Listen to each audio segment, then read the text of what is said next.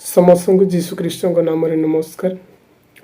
आसतु आज मैंने ईश्वर वाक्य उपर भरोसा रखा विषय नहीं कि आम शुणुवा से बाइबल रु आम दुई गोटी शास्त्रांश अध्ययन करवा।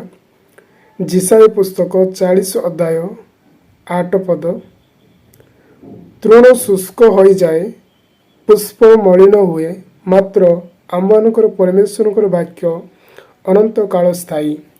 एवं मात्यु पुस्तक तार 24 अध्याय 35 पद पढ़ा,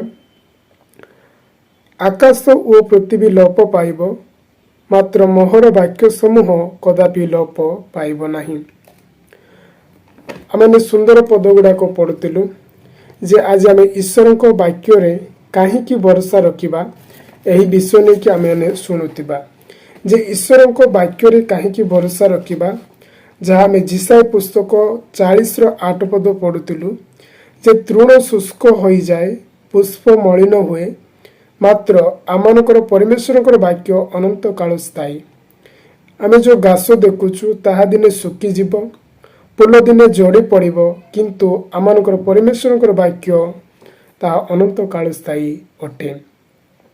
आमने जगत रे जहाँ सब देखुचु ताहा दिने समस्त विषय नष्ट हो जिवो, किंतु ईश्वर वाक्य केबे मध्य नष्ट हेब नाही, ताहा अनंत काल स्थायी अटे।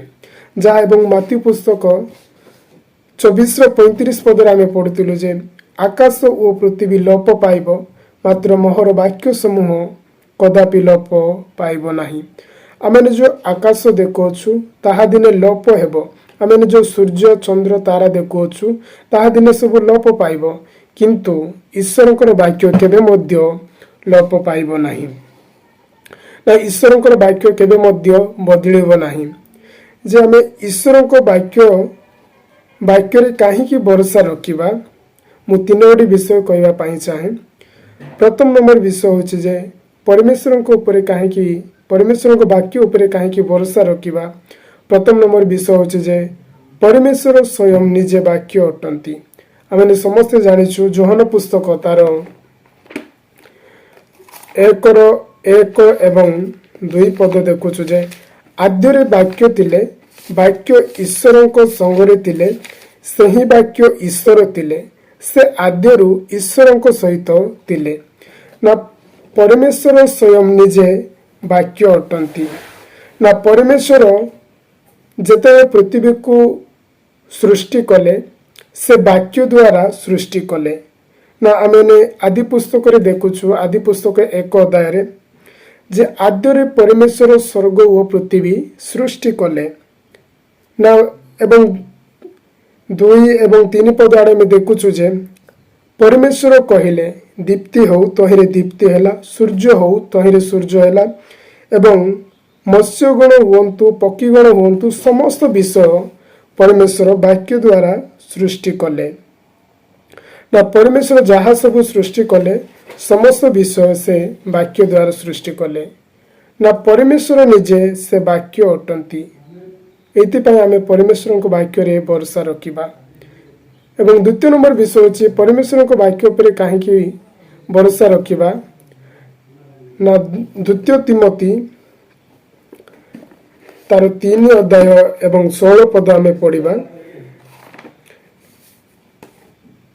समस्त शास्त्र ईश्वर निष्पसित एवं शिक्षा अनुयोग संशोधन और धार्मिकता संबंधी शासन निमंते उपकारी। जे द्वितीय नंबर विषय होची जे ईश्वर मुख द्वारा निर्गत वाक्य अटे। आमे बाइबल रे प्रत्येक वाक्य को संपूर्ण भाव में विश्वास करि परिबा। ना एहा ईश्वर मुख द्वारा निर्गत वाक्य अटे। एथिपाई आमे ईश्वर वाक्य उपरे ना भरोसा रखिबा उचित। एवं तृतीय नंबर विषय होची जे वाक्य उपरे कहीं परमेश्वर वाक्य उपरे कहीं भरोसा रखिबा। ना तृतीय नंबर विषय होची जे पवित्र आत्मा को द्वारा चालित होई लेखा होई अछि।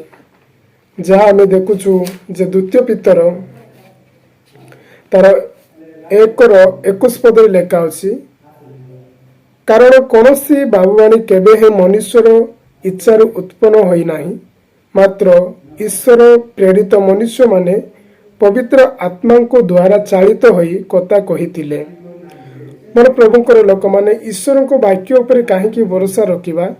ନା ତୃତୀୟ ନମ୍ବର ବିଷୟ ହେଉଛି ଯେ ପବିତ୍ର ଆତ୍ମାଙ୍କ ଦ୍ୱାରା ଚାଳିତ ହୋଇ ଲେଖାଯାଇଅଛି।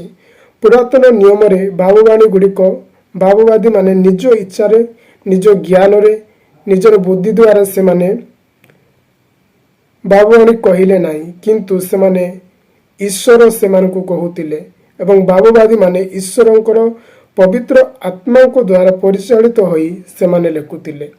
ନା ପରମେଶ୍ୱରଙ୍କ ଉପରେ ଈଶ୍ୱରଙ୍କର ବାକ୍ୟ ଉପରେ କାହିଁକି ଭରସା ରଖିବା?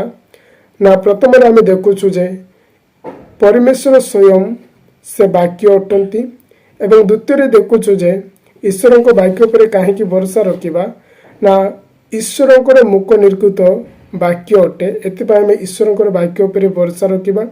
ଏବଂ ତୃତୀୟ ନମ୍ବର ବିଷୟ ହେଉଛି ଯେ ପବିତ୍ର ଆତ୍ମାଙ୍କ ଦ୍ୱାରା ଚାଳିତ ହୋଇ ଲେଖାଯାଇଅଛି ଏହି ବାକ୍ୟ, ଏଥିପାଇଁ ଆମେ ଈଶ୍ୱରଙ୍କର ବାକ୍ୟ ଉପରେ ଭରସା ରଖିବା। ଆମେ ଯେଉଁ ଜଗତରେ ଦେଖୁଛୁ ଏହି ସମସ୍ତ ବିଷୟ ଦିନେ ନଷ୍ଟ ହେବ, ତାହା ଦିନେ ସମସ୍ତ ବିଷୟ ଲୋପ ପାଇବ, କିନ୍ତୁ ଈଶ୍ୱରଙ୍କର ବାକ୍ୟ କେବେ ମଧ୍ୟ ଲୋପ ପାଇବ ନାହିଁ, ତାହା ଅନନ୍ତ କାଳସ୍ଥାୟୀ ଅଟେ। ଏଥିପାଇଁ ଆମେ ଈଶ୍ୱରଙ୍କର ବାକ୍ୟ ଉପରେ ଭରସା ରଖିବା। ଏହି ଅଳ୍ପ ବାକ୍ୟ ଦେଇ ପ୍ରଭୁ ସମସ୍ତଙ୍କୁ ଆଶୀର୍ବାଦ କରନ୍ତୁ। ଆମେନ୍।